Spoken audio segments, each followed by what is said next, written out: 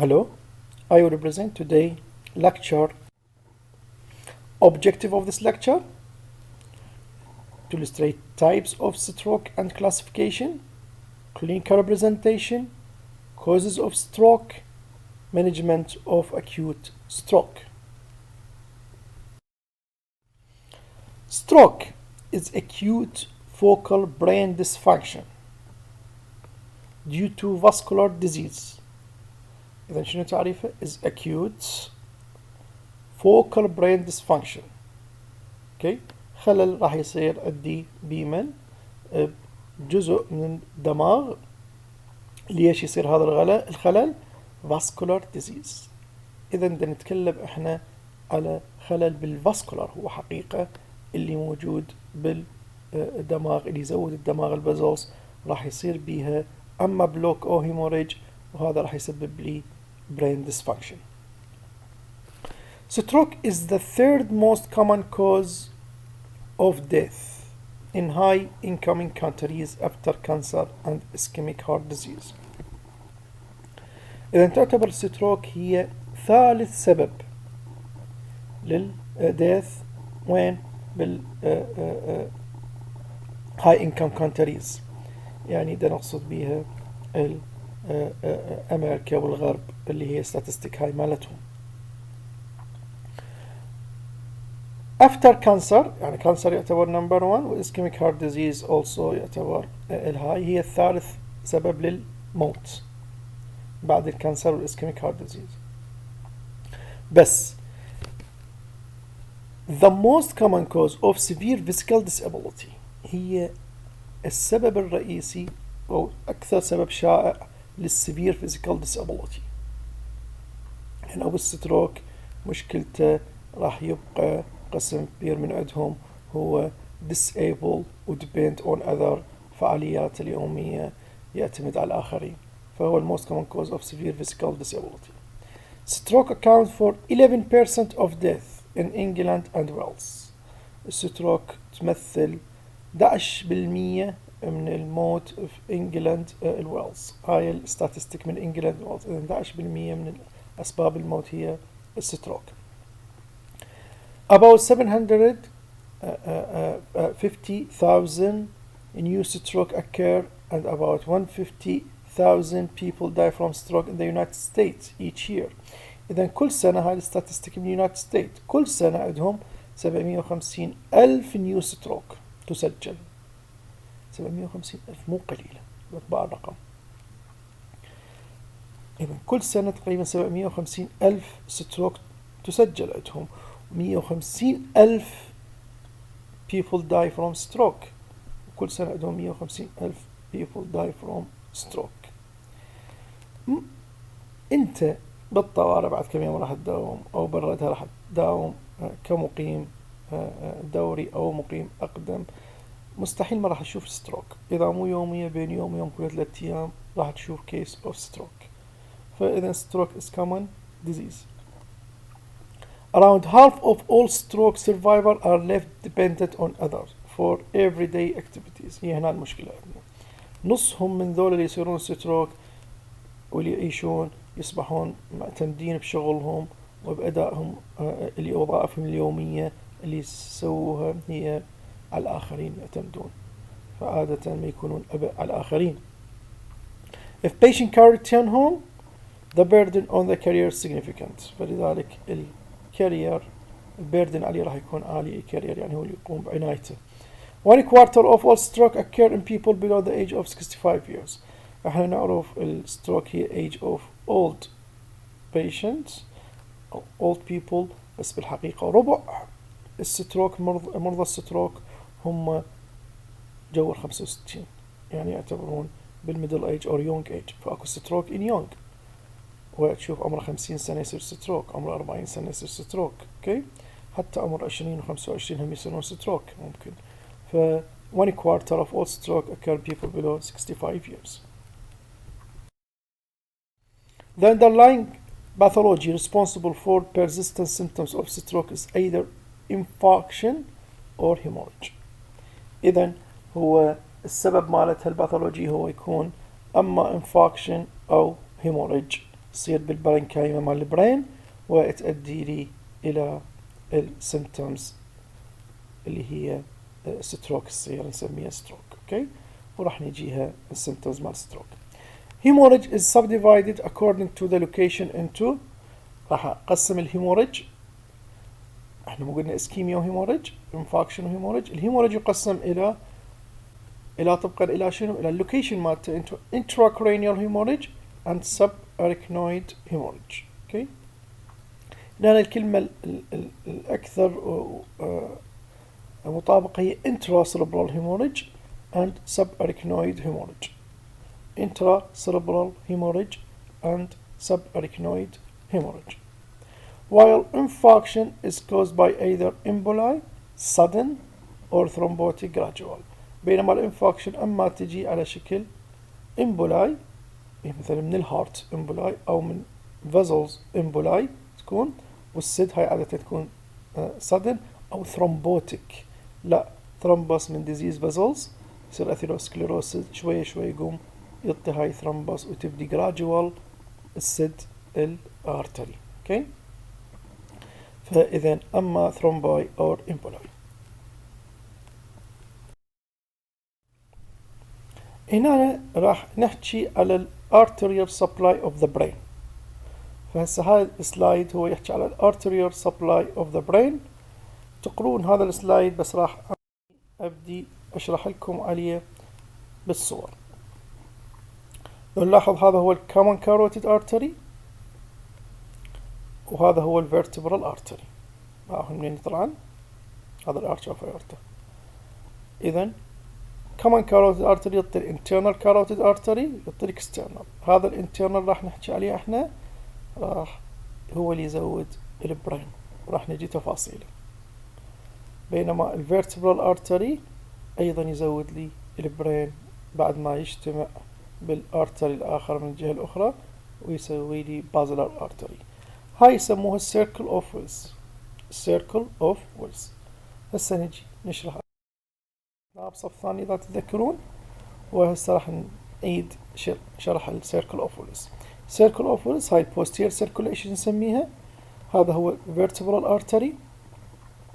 vertebral artery أول برانش يعطيه هو ال posterior inferior cerebellar artery. انتبه لي على هذا الارتري، يسموه بيكا posterior inferior cerebellar artery.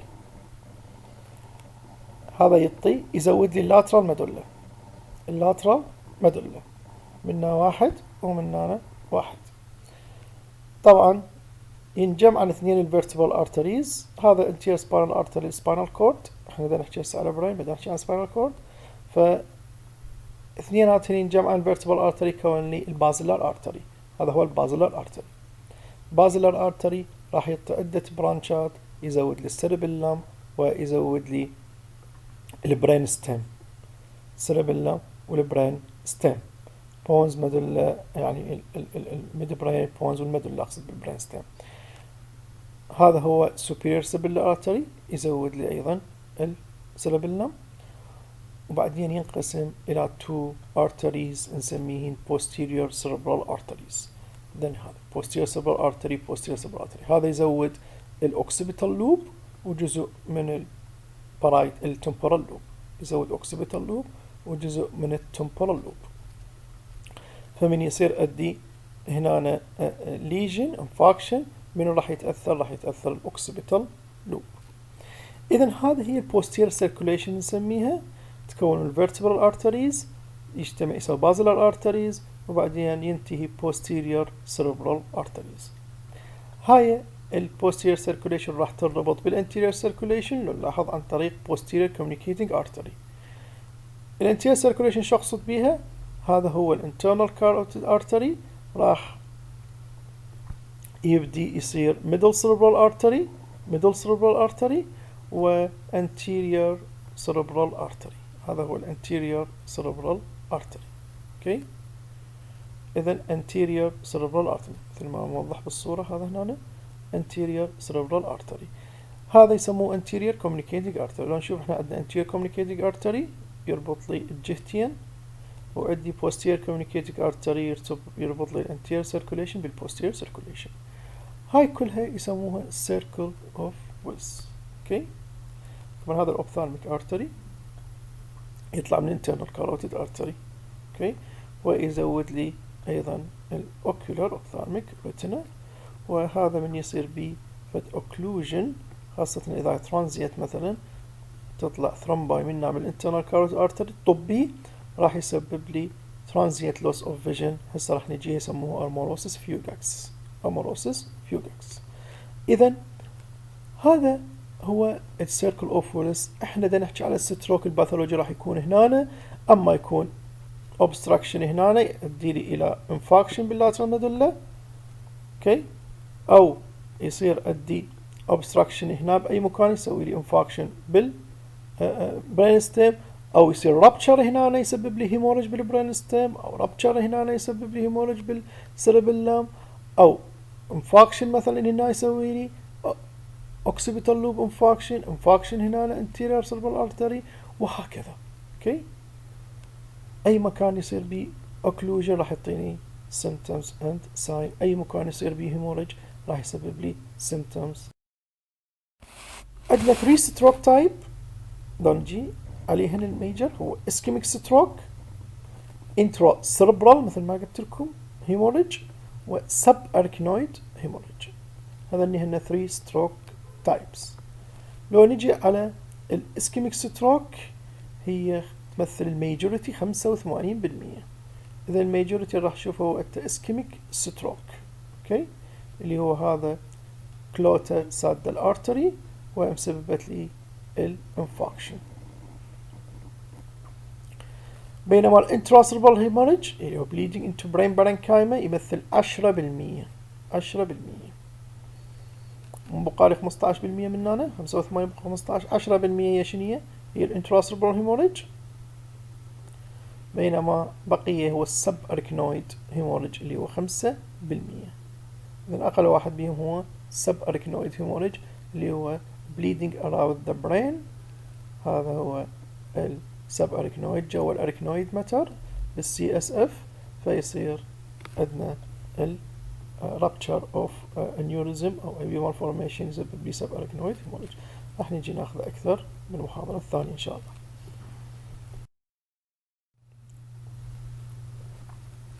When infarction involve only small volume of the tissue.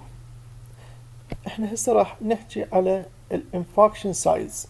اذا الانفاكشن سايز كانت قليلة اقل من 1.5 سنتيم in diameter on CT scan، من اسوي السي تي القى الدايمتر مالتها اقل من 1.5 سنتيم يعني صغيرة، اللي نتيجة شنو؟ نتيجة occlusion of the penetrating arteries. اكو small arteries يكون بها occlusion، مو major artery، small artery، فهذا السمول ارتري راح يعطيني small infarction. فهاي small infarction اللي هي resulting death of tissue يسموها lacunar infarction او lacunar نسميها، او lacunar infarction نسميها. فانت تشوف مرات large artery occluded، هذا large artery occluded راح يعطيك اكيد اريا كبيرة فنشوف big infarction، ومرات نشوف لا small artery occlusion، هذا الاوكلوجن يسموه lacunar infarction إذا كان السايز مالته أقل من 1.5 سنتيم. The underlying pathology responsible for lacunar infarction is often referred to small vessel disease. مثل ما قلنا هو small vessel disease. Lacunes are generally found in subcortical white matter. عادة هاي نشوفها بالsubcortical white matter أو بالبيزل ganglia. فهو يشوفها أنت بالديابيتك patient راح تشوف بأنه أدى small infarction تصير وين؟ بالبيزل جانجليا. بالهايبرتنشن أيضا تصير هاي. مرات هاي subcortical white ischemia تكون كلش صغيرة حتى ممكن ما مأثرة على الفانكشن، فنشوفها بس بالام ار اي، فنشوف multiple white matter ischemia نسميها. okay. بينما large infarction usually involve wedge of both cortical and subcortical white matter. بينما large infarction لا، تاخذ لي مقطع كبير على شكل wedge يضرب للكورتكس والسب كورتكس. بينما small vessel قلنا وين؟ عادة بالسب كورتكس. بينما large vessel يضرب للكورتيكال and subcortical white matter and result from occlusion of the trunk or branch of the major cerebral artery. إذن من يكون أكو عندي فد ارتري اوكلودد كبير راح يسبب لي شنو؟ يسبب لي large infarction. اذا صغير راح يسبب لي لا small infarction اسميها لاكيون. والارتري انتم مثل ما تعرفون اذا من بدايته ونهايته، يعني من بداية اول ما يطلع اللي هو الترانك مالته، هذا الترانك اذا انضرب طبعا راح يعطيني big infarction، مو مثل ما ينضرب ديستالي، ديستال مالته اللي يعطيني لا اقل small infarction. فاذا الترانك مال الارتري اذا انضرب راح يعطيني big infarction. when stroke strikes، عندما يصير ستروك act fast. هاي الكلمة هواية موجودة بالخارج، خاصة بأمريكا بإنجلترا. أوكي، مختصرها هم يقولون fast. أوكي، هاي حتى يعلمون البوبوليشن بأنه يابا من يصير عندك ستروك رأسا اتصل 911. أوكي، فيسموها فاست. خلينا نجي شنو الفاست؟ ليش اتصل ب 911؟ لأنه الستروك احنا أول ما نعطيها ثرومبوليتيك دراجز، فهذا ثرومبوليتيك دراجز محصور بالتايم، كل ما اعطيته من وقت كل ما اشتغل. إذا عبر ال4 ساعات ونص بعد ما يشتغل، فكل ما تتصل من وقت بال emergency راح يجيبوك من وقت ويعطوك الثرومبوليتيك من وقت. فإذا شنو فاست يقصد بها؟ يقصد بها الفيس الاف. اوكي، يعني يقول لك انت من تضحك اذا الوجه مالتك او الماوث مالتك انعوج، does one side of the face drop؟ هل معوج الوجه مالتك؟ اذا انعوج الوجه مالتك اتصل رأسا ب 911. الآن اذا ارفع ايدك، اذا واحدة من ايديك ما تقدر ترفع، اذا هاي انت ممكن عندك ستروك، ايضا اتصل ب 911. speech، اذا ما تقدر تكمل الكلام او ما تقدر تطلع الكلام او ما يقدر يفتهم الكلام، اذا 911 call 911. اوكي، فاذا هذا هو الفاست فيس ارم سبيتش. بالنتيجة هو التايم تي لازم تتصل 911 لانه التايم عندنا محصور جدا، كل ما اتصلت من وقت كل ما سيف تايم. اوكي، فازل ستروك سندروم. هسه نجي احنا شي يصير اذا انسد كل فازل عندي، يعني كل فازل اذا انسد شي يعطيني symptoms sign. اذا انسد الميدل سيربرال ارتري، ميدل سيربرال ارتري، اوكي، راح يعطيني ارم ويكنس وليج ويكنس، بس الارم اكثر من الليج الويكنس. اوكي، الارم اكثر من الليج، بس هو حقيقة اثنيناتهم يكونون ويكنس بيهم، بس شوية الارم يكون اكثر من الليج ويكنس.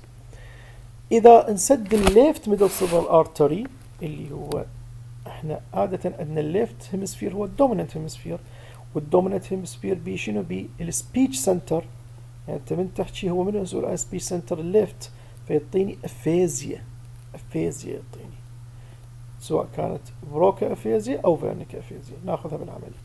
رايت ميدل سيربرال ارتري اللي هو النون دوميننت يعطيني نيجلكت، يعني كل شيء بالجهة احنا مو هو اليمنى اللي ينضرب، فالجهة اليسرى تصير نيجلكت بالفضاء، ما يدير لها اي اهتمام او ما يعير لها اهتمام، فيسموه هيمي نيجلكت. اوكي، المريض يعاني من هذا الشيء. اذا هذا الميدل سيربرال ارتري. بينما الانتيريور سيربرال ارتري، الانتيريور سيربرال ارتري يعني خليني اقول لكم الميدل سيربرال ارتري هو يزود جزء من الفرونتال لوب ويزود لي البارايتال لوب. اوكي، فرونتال لوب والبارايتال لوب والجزء الآخر من التمبورال لوب. إذا يزود 3 لوبات، فرونتال جزء من عنده، والبارايتال يزوده، وجزء من التمبورال لوب. هذا الميدل سيربرال ارتري، الميدل سيربرال ارتري. إذا فرونتال وبارايتال وتمبورال يزود. أوكي، بينما الانتيريور سيربرال ارتري شي يزود لي الفرونتال لوب، جزء من الفرونتال لوب يزود. وهذا الجزء من الفرونتال لوب اللي يزيد للانتيريور سيربرال ارتري يكون منطقة مال البرزنتيشن مال الليج. اوكي، وايضا المكتوريشن سنتر مال اليورينيشن اللي موجودة بالانتيريور بالفرونتال لوب. فاذا الفرونتال لوب نشوفه يتقاسم بين الميدل سيربرال ارتري وبين الانتيريور سيربرال ارتري. ميدل سيربرال ارتري يزود اكثر الارم، بينما الانتيريور سيربرال ارتري يزود اكثر الليك، منطقة الليك. اوكي. الانتيريور سيربرال ارتري اذا يصير ليج ويكنس اكثر من ارم ويكنس، و voluntary control of fluctuation may be impaired. اوكي. فاذا اجاك واحد sudden onset of right مثلا او left leg weakness اكثر من الارم weakness، هذا معناها عنده anterior cerebral artery. posterior cerebral artery مثل من نعرف هو يزود الاوكسيبيتال لوب وجزء من التمبورال لوب. الاوكسيبيتال لوب هو مسؤول عن من؟ مسؤول عن الفيجن. فمن يصير اكو عندي posterior cerebral artery occlusion يصير عندي هيمي انوبيا، اللي هو ما يقدر يشوف نص الفضاء. نص الفضاء يباوع لي قدام، النص مثلا اذا هو عنده اوكسيبيتال لوب بالليفت لوب، فالرايت سايد من السبيس من الفضاء ما يشوفه. اوكي. فيبدي يدعم من يمشي يدعم الجهة اليمنى، فهذا نسميها occipital loop infarction due to posterior cerebral artery infarction. cerebellar artery الزود من اسمها الزود السيربيلم، والسيربيلم هو مسؤول عن coordination، فإذا صار بي ليجن راح يصير عندي ataxia. brain stem vessels تتذكرون احنا بالانترودكشن قلنا البرين ستيم اذا صار بي ليجن يعطيني كروس ساين اللي هو ipsilateral cranial nerve plus contralateral weakness or sensory loss. ليش cranial nerve؟ لانه الكرانيال نيرف يطلع عن النين من البرين ستيم، فاذا صار اكو عندي اسكيميا او اي ليجن بالبرين ستيم راح يسموها كروس ساين. اوكي. ناخذ اكزامبل او الكروس ساين اللي هي posterior inferior cerebellar artery occlusion، اللي من راويتكم بالمخطط قلت لكم الفيرتبرال ارتري اول ارتري يعطي هو البوستيريور inferior cerebellar artery. اذا صار بي occlusion هذا يعطيني lateral medullary syndrome اللي هو يسميه ويرنبرغ syndrome. خلينا نشوف شنو هذا الويرنبرغ syndrome. هسه هذا الكلام تقروه و اجي على المخطط. المخطط شو يقول؟ يقول ال posterior inferior cerebellar artery يزود ال lateral part of medulla. هاي هي الميدولا oblongata. اوكي. هذا هو ال posterior inferior cerebellar artery يزود هذا الاصفر، هاي المنطقة اللي يزودها. هاي الميدولا oblongata شو يفوت بيها؟ يفوت بيها عدة ستراكشرات. يفوت بيها cerebellar peduncle، هذا يربط السيربيلم ويربط لي بيمن بالميدولا. اوكي. يربط لي ايضا السباينال ترايجيمينال تراكت، ويربط لي النيوكليوس امبيجاس مال العاشر. اوكي. ويربط لي اللاترال سباينوثالاميك تراكت. سباينال ترايجيمينال تراكت تزود الفيس، السنسيشن مال الفيس، بينما اللاترال سباينوثالاميك تراكت تزود لي شنو؟ تزود لي السنسيشن مالت مال البادي. اوكي. اذا من ينضرب هذا، وايضا تفوت هنا اكو عندي السمباثيك تراكت. اوكي. سمباثيك تراكت لو نلاحظ انه هواي اشياء يمر بهاي المكان، بس ما يمر موتور، ماكو اي تراكت للموتور. فلذلك المريض اللي يصير عنده obstruction بالposterior inferior cerebellar artery ما يصير عنده موتور ويكنس، بس شو يصير عنده؟ يجيك المريض sudden onset of dysphagia. ليش؟ لأنه النيوكليوس مال العاشر مضروبة. فالعاشر مثل تعرفون الفيغاس نيرف هو مسؤول عن البلع، فيصير عنده sudden onset of dysphagia. يصير عنده شنو؟ يصير عنده cerebellar signs. ليش؟ لأن السيربيلر بدنكل موجودة هنا، connection بين السيربيلم والمدلة، فيصير عنده أتاكسيا، فيونيلاترال أتاكسيا يصير عنده، مثلا إذا اليسرى وإذا اليمنى. شو يصير عنده؟ ده ينضرب عند الفيس، sensation مال الفيس. فهذا الفيس مثلا بالجهة اليسرى، هسه هذا الرسم الفيس مال الجهة اليسرى ينضرب، فشي يسبب لي يسوي لي unilateral loss of sensation of the face. وبنفس الوقت هاي التراكت نازله من فوق لي جوا، بس هاي ما تزيد هاي، ما تزود هذا الجهه، تزود هاي الجهه منها تعبر بالجوا، تعبر لهاي الجهه. اوكي. فلذلك يصير عندي loss of sensation بالcontrolateral side مال البادي، فيسموه كروس ساين. من هنا رايح السنسيشن ومن هنا رايح السنسيشن، من هنا مال الفيس ومن هنا مال البادي، فيسموه كروس ساين. فإذا هذا هو اللاترال ميدولاري سندروم. راح تشوفه أنت بالحياة العملية، يجيك واحد عمره 60 70 سنة ديابيتك أو عنده other risk factor، يقول لك دكتور هذا أبونا sudden onset of what، عنده dysphagia ما قام يقدر يبلع، وبعد وقام يترنح بالمشي مالته. أنت تفحص السنسيشن تلقى بالفيس مالته بالجهة معينة اللي هي مثلا اليسرى رايح، والبودي الجهة الأخ رايحة أيضا السنسيشن، بينما بقية السنسيشن نورمال مال الأذر سايد. تجي تباوع على العين مالته تلقاها توسز موجودة ومايوسز. ليش؟ لأن السمباثيك يفوت من هنا فيسبب لي هورنر سندروم أيضا، هورنر سندروم. من تشوف أنت هيك مريض إذا رأسا تقول هذا عنده شنو؟ lateral medullary syndrome، lateral medullary syndrome. okay. risk factor for stroke، اكو عندي non modifiable risk factor. اللي شنو non modifiable؟ يعني ما اقدر اتلاعب بيها، ما اقدر اعدلها، اللي هي الايج. كل ما يكبر الانسان بالعمر كل ما الريسك فاكتور مال ستروك تكون اكثر. جندر، الميل اكثر من الفيميل يكون عاده except in extremes of age، فقط من يكبرون يكونوا متساويين بالعمر تقريبا بالريسك تقريبا. ريس افرو كاريبيان اللي يكون اكثر من الايشيان، ايشيان يكون اكثر من اليوروبيان. اوكي، فالافرو كاريبيان بامريكا تكون اكثر عرضه علما للستروك.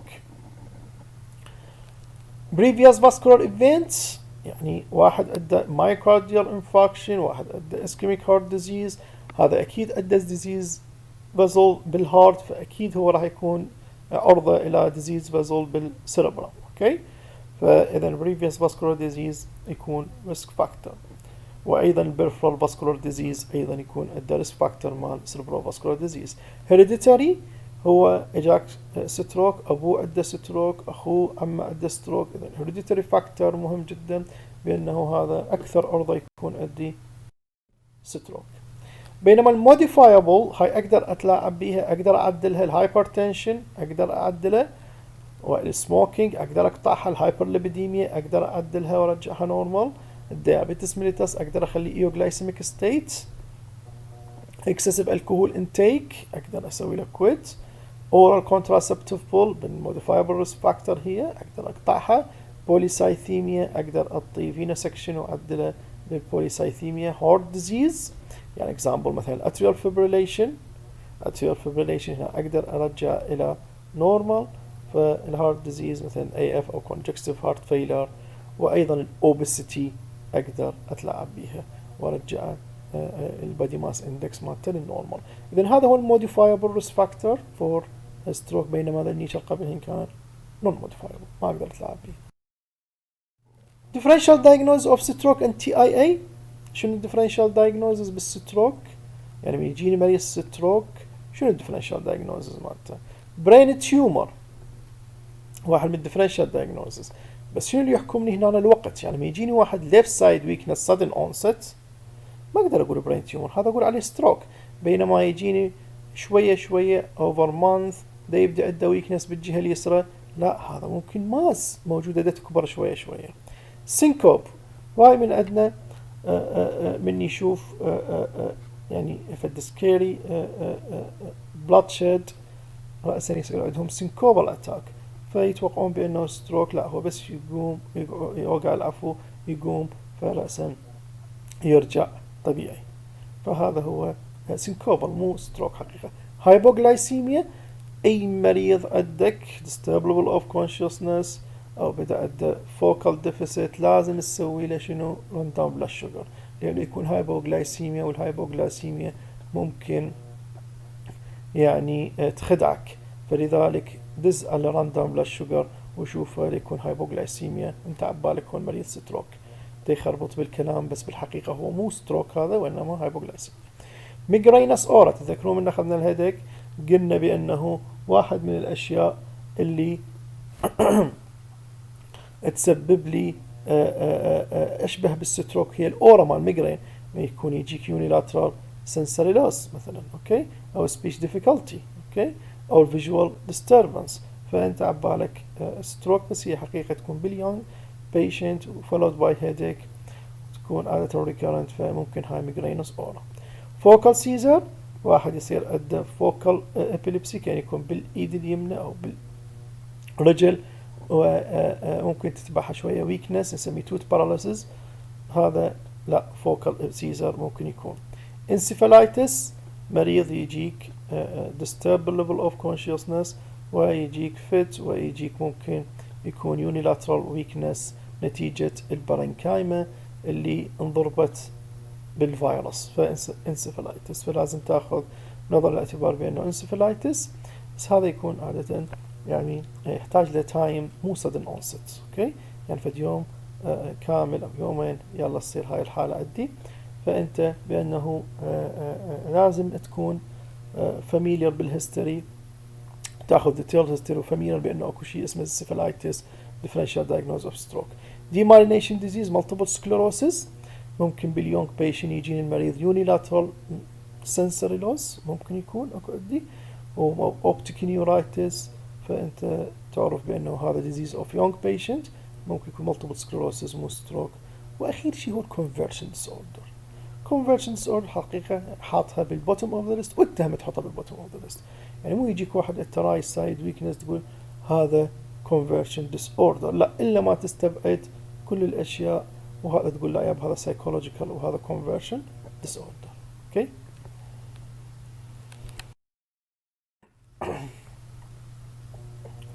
Several terms have been used to classify stroke, often based on the duration and evolution of symptoms. ايش نقصد هنا؟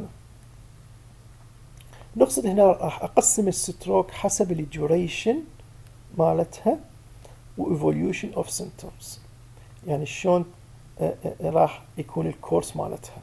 اوكي شلون حيكون الكورس مالتها.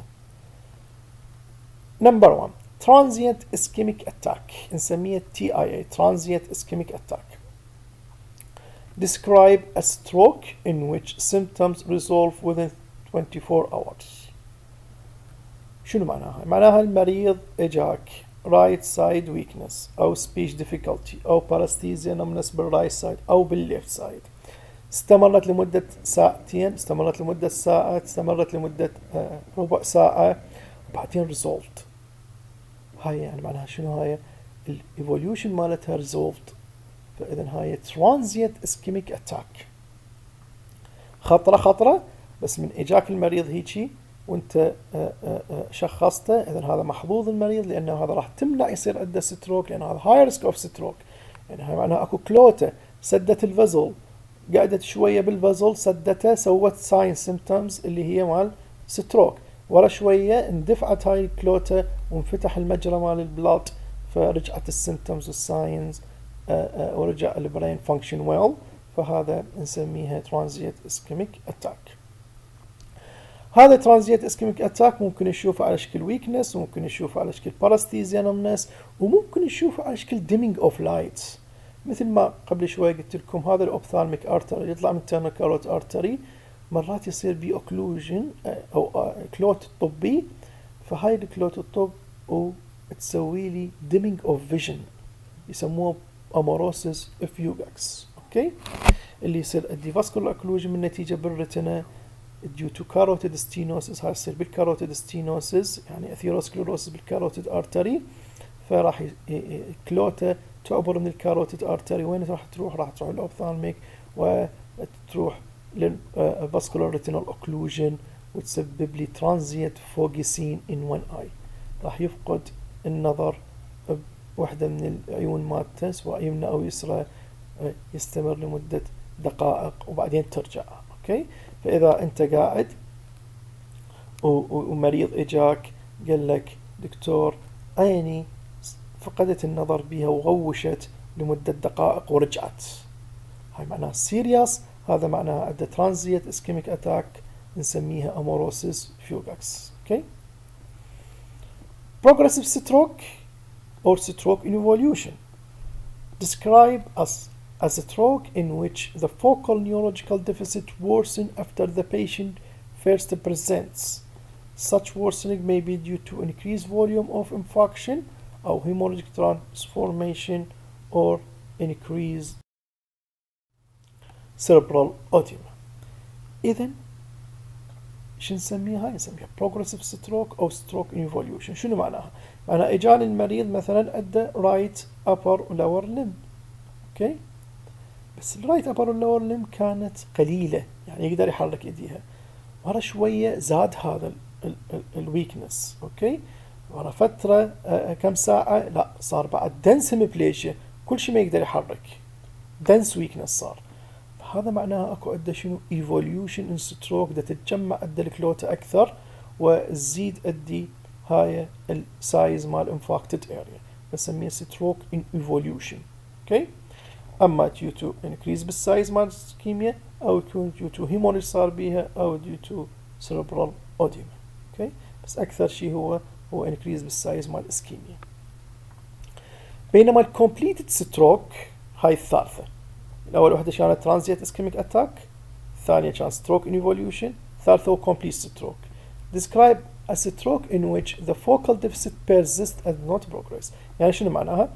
يعني إجاك واحد right upper lower limb weakness، بقى هو هاي هي، بقى right upper lower limb weakness، لا تحسن رجع طبيعي اللي هو transient ischemic attack، ولا worsening كلش اللي هو stroke in evolution.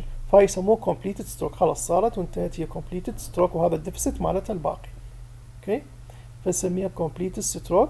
ممكن مرور بعد كم اسبوع يصير بيها improvement ممكن، بس هي خلاص هاي stroke باول ساعات استقرت. اوكي، فاذا هاي يسميها complete stroke. اذا قسمنا الستروك حسب التايم of evolution الى transient ischemic attack، stroke evolution، و complete stroke. investigation of patient with an acute stroke، يعني انت شو تدز المريض اذا اجاك للطوارئ. اوكي، اول شيء اسال نفسي is it vascular lesion؟ هل هذا هو stroke vascular lesion؟ لازم ادز على سي تي و ام ار اي. اوكي، اما سي تي عاده احنا بالطوارئ عندنا سي تي، ما عندنا ام ار اي. سي تي اندز، بس اذا كان اكو عندك ام ار اي خاصه ديفيوجن ويتد ام ار اي، لان هذا راح يلقفه من بدايه الديفيوجن ويتد ام ار اي، بس انت مطالب بانه اقل شيء تدز سي تي لازم. اوكي، ليش السي تي مهم؟ لان السي تي راح يميز لك باول ساعات، راح يميز لك بانه هذا هيموريج لو انفاكشن. فاذا تقول لي انت هسه اد السي تي، اني ليش اد السي تي بالبدايه؟ لانه السي تي اذا هو ما يبين السي تي باول ايام اول ساعات، اذا ما يبين الاسكيميا واضحه، اقول لك دس سي تي حتى شنو؟ حتى تعرف هذا اسكيميا لو هيموريج. اوكي، اسكيميا لو هيموريج. فمعناها شباب اذا اجاكم واحد اول ما تدزوا سي تي سكان، اذا طلع السي تي مالته نورمال، هذا نوت اكسكلود اسكيميا but exclude what hemorrhage، يعني هذا not exclude اسكيميا ولكن exclude hemorrhage. اوكي، فاذا الام ار اي، طبعا الام ار اي راح confirm this is stroke. شلون؟ من يطلع لي السي تي نيجاتيف، الام ار اي راح يطلع لي اياه بوزيتيف بالديفيوجن ويتد ام ار اي. اوكي، بس انت لا تتعب روحك وتنخبص تقول لازم ام ار اي، لا، السي تي كافي لتشخيص الستروك، لانه من طلعت نيجاتيف وعندك سيمتوم ساينز هاي معناها ستروك. اوكي، واذا طلع بوزيتيف هيموريج معناها هذا هيموريج. فاول سي تي ممكن يطلع لك نيجاتيف، بس هذا مو معناه مو ستروك. اوكي، اذا تعيده ورا ساعات راح تلقاه بوزيتيف، بس انت المهم اكسكلود هذا مو هيموريج، هذا شنو؟ اسكيميا. زين، is there any cardiac source of emboli؟ منين جتني هاي الامبولاي؟ هل امبولاي الكوز مالته هو من الهارت؟ اسال نفسي. فاذا شلون اتاكد؟ لازم اسوي اي سي جي اند ايكوكارديوغرام. اسوي اي سي جي اشوف اتريال فيبريليشن موجود او اني اريثمياز، واسوي ايكوكارديوغرام اذا اشوف اكو ميورال ثرومبس او اكو فالفولار هارت ديزيز.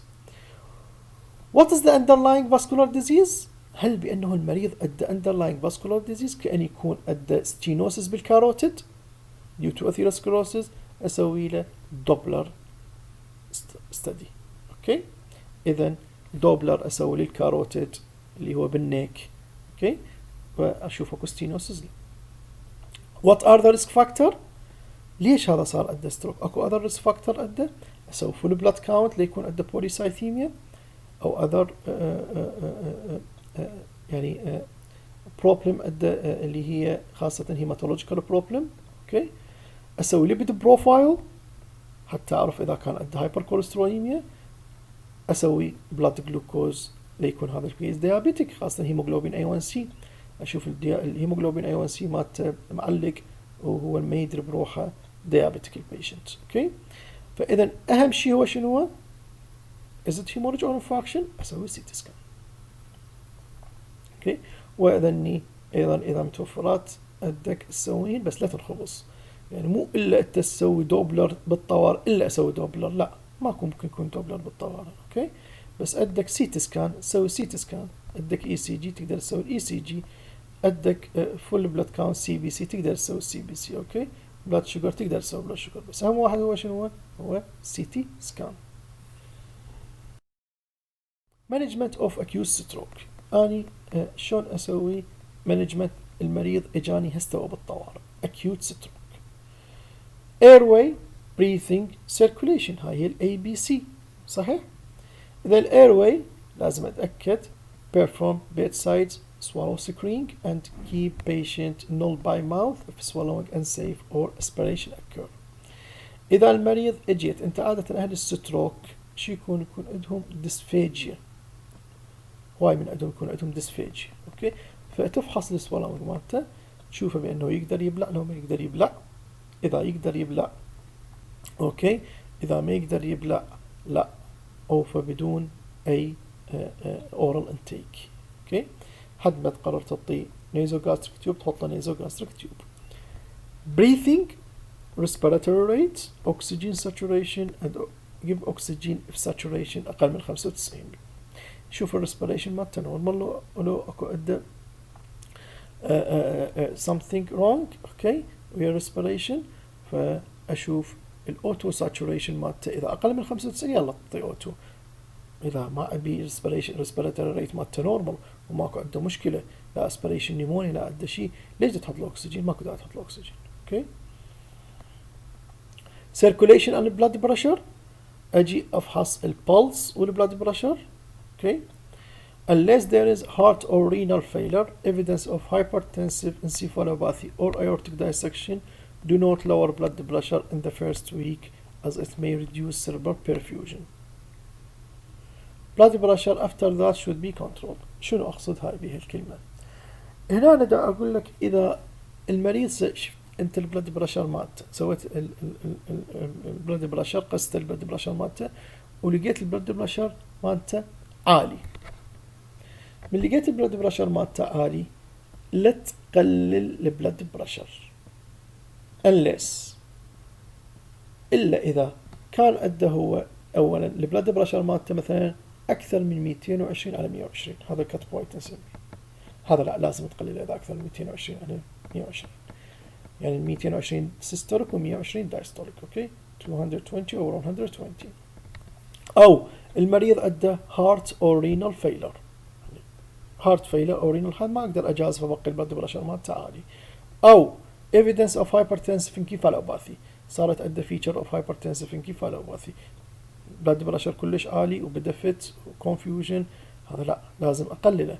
أو aortic dissection، aortic dissection إذا كان عنده aortic dissection أيضا لازم أقلله، أخاف من الرابتشر. غيرها لا تقلله خلال 1 ويك، هو بعدين شوي شوي راح يبدي يقل، ثاني يوم ثالث يوم راح يبدي يقل. ليش هذا الحكي كله؟ ليش ما أقلله؟ خل أقلله وأخلص.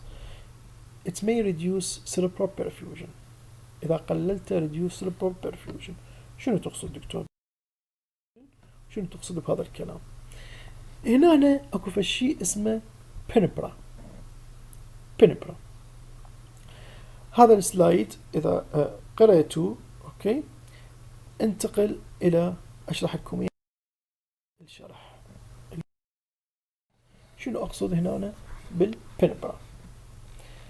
بينبرا هي هاي المنطقة اللي الارتري اوكلودد، نسد الارتري صارت اسكيميا عندي، هذا الاوكلوجن هاي الاسكيميا صحيح. لو اجي اخذ هاي الاسكيميا اشوف اكو منطقة كور واكو منطقة بينبرا يسموها. اذا هاي الكور اسكيميا وهاي بينبرا. شنو هنا تقصد دكتور بالكور شنو بالبينبرا؟ الكور هي المنطقة اللي الديد بينما البنبرة هي بعد هي نوت ديد، بس صار بيها شنو؟ لأنه قلل بلاد سبلاي صار بيها الكتريكال فيلر، ما قامت تشتغل، بس بعد هي مو ديد، ممكن أنقذها هاي المنطقة، ممكن أنقذها هاي المنطقة. أوكي، شنو معناها؟ لو أجعل هذا الكور باعوا هذا الرسم، هذا التايم. اوكي، وهذا ادي cerebral blood flow، cerebral blood flow صار ادي اسكيميا. اوكي، صار ادي اسكيميا يعني سد الارتري. من يوصل السيربرال بلد فلو اقل من 8 مل لكل 100 جرام من البرين برانكايما بالدقيقة. إذا وصل أقل من 8 سيربرال بلد فلو للبرين تشو راح يصير ادي نيورونال ديث، نيورونال ديث. فهاي هي صارت الكور نسميها، نراوتكم اياها بالصورة، هذا هو نيورونال ديث. اوكي، اذا هاي بعد irreversible، irreversible. بينما اذا وصل البلد فلو للبرين برانكايما 8 بين ال 8 وبين ال 18 مل الكل 100 جرام بالمينت سيربرال بلد فلو، راح يكون اكو ادي نيورونال ديسفانكشن بس مو ديث، ما يصير ادي ديث. النيورونال ديسفانكشن ما يشتغل النيورون بس بعده ما ميت. هذا بين ال 8 وبين ال 18 نسميها شنو؟ البنبرا. احنا ايش راح يصير؟ اذا قللنا البلد بريشر suddenly راح نرجع المن، راح نرجع الفلو، نقلل الفلو. معناها من تقلل البلد بريشر قلل الفلو، لان عمليه هي ارتفاع البلد بريشر ممكن تكون هي ميكانيزم حتى تزيد الفلو. البادي سوى ميكانيزم، اجته فيدباك من البرين، قال له يا البرين قال له ترى ادي منطقه انضربت قل البلد السبلاي الها، انت يا هارت ارفع لي او بادي ارفع لي البلد بريشر. البادي ايش راح يسوي؟ يرفع البلد بريشر حتى شنو؟ يزيد الفلو. من زيد الفلو راح شو يسوي؟ يحولها هاي من منطقة من 8 من بين 8 ل 18 يعليها فوق ال 18، من تعلى فوق ال 18 رجع نورمال تشو، من قل جو ال 8 رجع الى نيورونال ديث. فاذا هاي المنطقة كريتيكال بنبرا، كريتيكال. اذا قللنا البلد بريشر suddenly رجعناه مباشرة للنورمال ممكن تزيد وتتحول إلى منطقة الديث. اوكي، فلذلك هو البدي دا يسوي ميكانيزم إلها حتى شنو؟ حتى يرفعها. قلنا مو دائما احنا نحافظ على البلد بريشر، لأنه مرات اكو عندي اسكيميك هارت ديزيز، اكو عندي هارت فيلر، اكو عندي رينال فيلر، ما اقدر ابقي البريشر عالي، اضطر ارجع للنورمال. او مرات هايبرتنسيف انكفالوباثي يصير، او البريشر اصلا وصل لي 220 على 120، هذا بعد همينه يكون ريسك اوف هيموريج، راح يصير ربتشر ادي بيمن بالفاسلز. فهاي هي فكره البنبرا. اوكي، اوكي. بعد ايش اسوي بالاكيوت مانجمنت؟ نيوتريشن هايدريشن مهم. الهايدريشن للبيشنت، نيوتريشن، assess the nutritional state and provide nutritional supplement if necessary. if dysphagia persists أكثر من 48 ساعة أنا أبدي أعطي فلويد. طبعا الفلويد اللي أستخدمه شنو هو؟ أستخدمه ايزوتونيك، يعني جلوكوز سلاين، هاي جي اس جلوكوز سلاين أو نورمال سلاين، نورمال سلاين. أبتعد عن الجلوكوز ووتر. ليش؟ لأنه يسبب لي exacerbate brain edema. إذا خليت على الفلويد أول يوم ثاني يوم بعده هو ديسفيجيا، لا، رأسا أشكل NG تيوب نيزوغاستريك تيوب وأعطي فيدينج عن طريق النيزوغاستريك تيوب إذا ديسفيجيا. لا توكله لا تشربه إذا عنده ديسفيجيا، لأنه راح تدخله بأسبريشن نيمونيا والمريض يديد من وراء الأسبريشن نيمونيا، راح يموت المريض من وراء الأسبريشن نيمونيا. So not use please oral feeding if patient has dysphagia. Blood glucose, check blood glucose and treat when level are more than 11.1 millimole على اللتر، يعني بالمليغرام يطلع 200 تقريبا على ديسي لتر، 200 مليغرام على ديسي لتر. هذا اعطيه عالجه اذا البلاد شوجر اكثر من 200 باي انسولين انفيوجن اور جلوكوز بوتاسيوم انسولين ومونيتور كلوزلي تو افويد هايبوغلاسيميا، ودير بالك من الهايبوغلاسيميا. كل بيشنت ادمتد احنا نبتعد عن الاورال هايبوغلاسيميك دراج، ننتقل من للانسولين. temperature if pyrexia investigate and treat underlying cause. اذا كان عنده فيفر البيشنت فرأسا حاول تعرف شنو سبب الفيفر هاي، اكو عنده انفكشن فرأسا كنترول with antibiotic.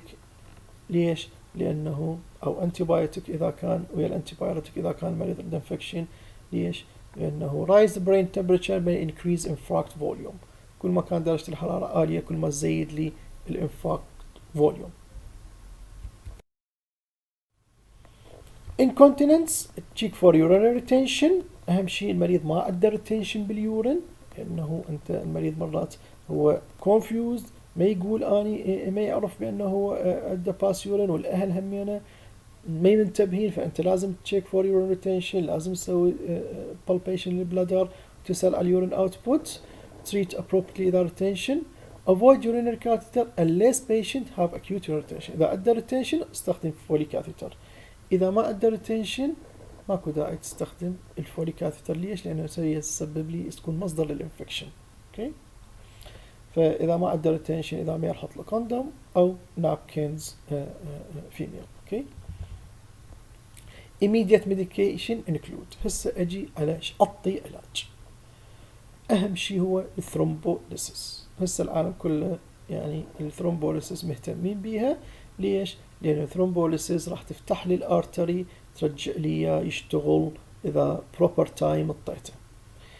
Intravenous thrombolysis with recombinant tissue plasminogen activator RTPA should be given within 4.5 hours. الوقت كلش قليل، 4.5 ساعة، ولذلك انت حاول تحصل المريض اقل من هذا الوقت حتى تعطي الثرومبوليتيك دراجز. احنا للاسف يعني بدل لحق نعطي ثرومبوليتيك دراجز انه المريض يوصل لنا بعد هذا الوقت يوصل. اوكي، فاكثريه المرضى هسه تشوفوهم انتم ما تقدرون تعطوهم ثرومبوليتيك، بس اذا صادفك وجاك بوقت قليل رأسا تحاول تسوي كونسلتيشن حتى تاخذ الديسيجن بانه تعطي انت ثرومبوليتيك دراج. اوكي، اكو عندي طبعا انكلوجن اكسكلوجن كرايتيريا بالثرومبوليتيك دراج. يعني اكزامبل مثلا من انكلوجن كرايتيريا هو التايم اللي موجود عندي بيها. مثلا اكزامبل اوف اكسكلوجن كرايتيريا ما لازم عنده هيموريج، ماكو ريسنت اوبريشن عنده، يعني ريسك اوف هيموريج ما عنده، وموجوده الانكلوجن كرايتيريا تقدرون تطلعون عليها اوف ثرومبوليتيك دراج. اوكي، اسبرين ما لحقت تعطي ثرومبوليتيك دراج تبدا تعطي اسبرين. in the absence of contraindication اذا ما عنده البيشنت contraindication يكون over GIT bleeding. اسبرين 300 ملغ daily، 300 ملغ تعطيه اليوم الاول after an ischemic stroke unless RTPA has been given. إذا أنت مطي ثرومبوليتيك لا تعطي أسبرين وياه، لا، انتظر الثاني يوم 24 ساعة لازم withhold أسبرين، يلا تبدي بالأسبرين. Aspirin reduce risk of early recurrence and has a small but clinical with worthwhile effect on long term. يعني الأسبرين هو reduce early recurrence مال الستروك. اوكي، وصح النسبة قليلة مو عالية كلش، بس هو مفيد يعتبر عندنا، وأدى أيضا باللونج تيرم اللونج اوت جود اوتكم عندي باللونج تيرم. أسبرين أعطي يعني 300 ملغ، وعادة نعطي أول يوم ثاني يوم لمدة 48 ساعة، بعدين ننتقل إلى 100 ملغ daily. strategies for secondary prevention. شنو primary prevention؟ شنو secondary prevention؟ أو العفو شنو acute management وشنو secondary prevention؟ secondary prevention أقصد به بأنه الستروك صارت خلص، ستروك صارت، بينما هناك أنا بالطوارئ دا أعالج الأكيوت ستروك، بينما هنا دا أحكي أني ستروك صارت شلون أمنع المريض من أذر ستروك. يعني هو أنه صارت عنده ستروك ممكن يكون أي لحظة يصير عنده another stroke أخرى. أول شيء lifestyle modification. Patient with relevant risk factor should be strongly advised to stop smoking, eat healthy, to reach and maintain normal weight, to take regular exercise and reduce excessive consumption. واضح أعتقد. Lowering blood pressure, optimum target below 140 over 85. هذا ما دا أحكي أنا بأول أسبوع، أنا دا أحكي بعدين بالأسبوع الثاني وبقية حياة المريض. لازم blood pressure يكون normal below 140 over 85 in general and below 140 over 80 for patient with diabetic. okay.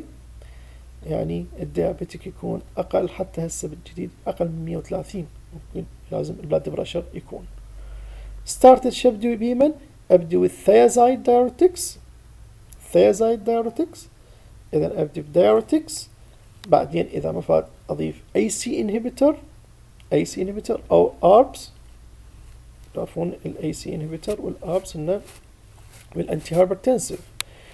If further reduction in blood pressure is required، إذا ما كفى ال AC inhibitor ويا الثيازايد أخبطهن اثنيناتهن، أنتقل إلى الكالسيوم channel blocker أو كالسيوم antagonist.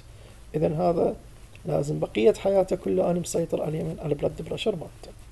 أنتي بليتلتس، أما أعطي أسبرين 100 ملغ، قلنا أول يومين فقط نعطي 300، بعدين أمشي على 100 يوميا، أو كلوبيدوغريل 75 ملغ، أو أسبرين دايباريدامول.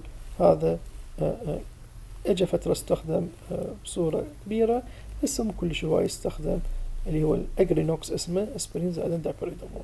بس اليوجوال هسه راح نشوفه بالمرضى هو الأسبرين أو كلوبيدوغريل. Lipid lowering agent starting with statin after ischemic stroke dramatically reduce the risk of recurrent stroke and MI. ستاتين كلش مهم. ليش الستاتين؟ لأنه يقلل لك الليبيد وراح يمنع حدوث another stroke. anticoagulant، هنا نجي نوقف. اكو عندي انتي بليتلت اللي هو الاسبرين حكينا عليه والكلوبيدوغريل، اكو عندي انتي كوغولانت. شو وقت استخدم الانتي كوغولانت؟ just in case of patient with cardioembolic source of thrombi. إذا المريض عنده cardiac source، و most common cardiac source هو atrial fibrillation. okay. فإذا المريض عنده atrial fibrillation ما راح يكفيك الأسبرين، راح تبدي بيمن بالأنتي كوغولانت. okay. طبعا أكو other cause مثلا valvular replacement إذا عنده مبدل صمام هو، بس ال most common indication هو شو atrial fibrillation. carotid endarterectomy. شنو نقصد بالcarotid endarterectomy؟ الكاروتيد endarterectomy هو بأنه أنت من قلت لك لازم تسوي دوبلر، تتذكر بالانفستيجيشن قلت لك لازم تسوي دوبلر للرقبة. من سويت دوبلر للرقبة ولقيت كاروتيد ستينوسيس. هذا الكاروتيد ستينوسيس إذا سفير كان كاروتيد ستينوسيس لازم أسوي له endarterectomy أو ستنت. أما endarterectomy أو ستنت، خاصة إذا كان أكثر من 70% ستينوسيس. اوكي. فإذا الكاروتيد طبعا كرايتيريا، بس ما أريد أدخلك بتفاصيل هواية، بس أنت تعرف أكو بأنه كاروتيد endarterectomy and stenting. control of blood glucose it's important بقية حياته. لازم احنا قلنا قبل شوية control blood glucose بالأكيوت اللي من أدخله مستشفى وأعطي إنسولين، هسه لا بقية حياته من يروح للبيت. it's important to maintain hemoglobin A1C level at less than 7%. إذا لازم يكون كنترول، لأنه الهايبرغلاسيميا هي risk for another stroke. complication of stroke دخلت التالي ردها. شنو الممكن complication اللي راح نشوفها patient with stroke سواء بالردها أو بعدها بالطوارئ؟ chest infection هاي تكون عادة بعد يوم يومين ثلاثة أو خلال الادميشن مالتك بالردها. ليش؟ بسبب بأنه أنت خليته يأكل ويشرب وهو عنده ديسفيجيا فصار aspiration pneumonia. فلذلك نيل باي ماوث نيزو جاستريك تيوب، ومرات نحطهم جاستروستومي إذا طول عندهم الديسفيجيا ما صارت ما رجعت حتى أسوي لهم جاستروستومي. اوكي. فلذلك لازم رأسا تريتمنت باي انتيبايوتيك فيزيوثيرابي إذا صار chest infection، لأنه هواي يموتون بسبب الchest infection. epileptic seizure maintain cerebral oxygenation avoid metabolic disturbance treatment by anticonvulsant. إذا لقيت واحد صار عندك فت وهو ستروك أنت رأسا تعالجه بأنه oxygenation وتشوف هذا الستروك ليش سبب ليش الإبيليبسي صار. ممكن يكون داخل بهايبوغلايسيميا ممكن هايبوناتريميا. إذا ما لقيت إذا هي هاي نفسها الستروك اريا تصير ابيليبتوجينيك ودا تعطي ابيليبسي فتبدي بانتي كونفولسنت رأسا. بينما إذا لقيته هو هايبوغلايسيميا أو لقيته هايبوناتريميا بس تصلح الراندوم للشوجر تعطي هايبرتونيك سلاين أو تعدل الصوديوم راح يرجع طبيعي. أوكي. ديب فين ثرومبوسيس pulmonary embolism هواي من عندهم ذولا هم ما يقدرون يتحركون عند رايت سايد ويكنس ونايم بالفراش فنتيجة هذا الاموبيليتي راح يصير عنده دي في تي وبعدين وراها ممكن يصير عنده pulmonary embolism. فإذا لازم أنت maintain hydration early mobilization قدر الإمكان تحركه من وقت لا تخليه نايم هواية وانتي امبوليزم اللي هي ستوكينج اور هيبارين تلبسه جواريب اللي هي تمنع يسميها compressive ستوك حتى شي يصير عنده تتحرك تضغط على الكالف وما تسوي stagnation ما يصير ثرومبوسيس. اوكي. او تعطيه بروفيلاكتيك هيبارين يكون 4000 international unit انوكسوبارين سقط. painful shoulder واحدة من الأشياء اللي يعاني من عندها المريض مرور الوقت هو pain بالشولدر. اوكي. لأنه هذا عنده ويكنس فالإيد مالته ما تتحرك فتبقى والثقل مال الإيد مالته يجر هاي المنطقة اللي جوا فلذلك تشوف عنده painful shoulder والcomplication مالته frozen shoulder ممكن يصير. إذا avoid traction injury shoulder arm support physiotherapy فتحاول تعلق إيديه وفيزيوثيرابي كل ما من وقت كل ما أفضل يكون عندك وبريفنت يعني البينفول شولدر. مرات نضطر نعطيهم يعني local corticosteroid إذا كان البين شديد ومدى يتحمل المريض فالبينفول شولدر common عندهم خاصة ذول أهل الارم ويكنس. اوكي. pressure sore frequently turning patient يعني انت المريض عايفه نايم بالفراش تجي ورا يوم يومين تلقى برا فترة العفو تلقى عنده pressure sore. ليش؟ لأنه انت ما اعطيت instruction وقلت لهم يابا قلبوا للمريض لا تخلوه هيك نايم لأن هاي يسبب بيت سور. اوكي. فلازم تقلبوا early mobilization قدر الإمكان. monitor pressure area avoid urinary damage to skin يعني خاصة إذا كان يعني يتبول جوا وبعد هيجين وماكو فد عناية زينة هذا اليورينري يسوي دمج للسكن ويسبب لي إلى البيت سور. إذا nursing care and pressure relieving mattress أكو لو شايفين أنتم بالمستشفى أكو فراش طبي اللي هو هذا ينفخ وينفس جزء من قده ينفخ وجزء من قده ينفش نسميه pressure relieving mattress. ممكن يمنع لي البيت سور بس ما يكفي وحده لازم عناية تمريضية وعناية من الأهل ويقلبون المريض. urinary infection avoid catheterization if possible عادة من نحط كاث فوليكاث يصير عندنا infection urine infection فلذلك احنا avoid catheterization إلا ما أدية irritation use penile sheath الكوندوم أحسن. وعادة من صار urine infection لازم treated by antibiotic. depression and anxiety تعرف أنت هذا كان productive هذا كان يشتغل هذا كان رب أسرة ومعتمدين عليه الأهل أو أم البيت ومعتمدين عليه البيت كله معتمد عليها فجأة صارت ستروك وما تقدر تتحرك فديزاستر فأكيد راح تدخل بدبرشن وانكزايتي. فرأسا maintain positive attitude نسوي أجواء إلها و as early as possible treatment with antidepressant. constipation هواية لأنه ما يتحركون يصيرون constipation ف appropriate appearance and diet فتعطي laxative أشياء تمشي البطن مالته و proper diet اللي هي تمنع constipation عندنا توكله أشياء اللي هي تمنع constipation. okay. هذا بالنسبة لموضوع الستروك. thank you. أعرف lecture طويلة بس هي مهمة هاي الlecture لأنه stroke common disease ولازم أنت تعرف عنها. so any question I am ready to answer. okay. thank you very much. thank you.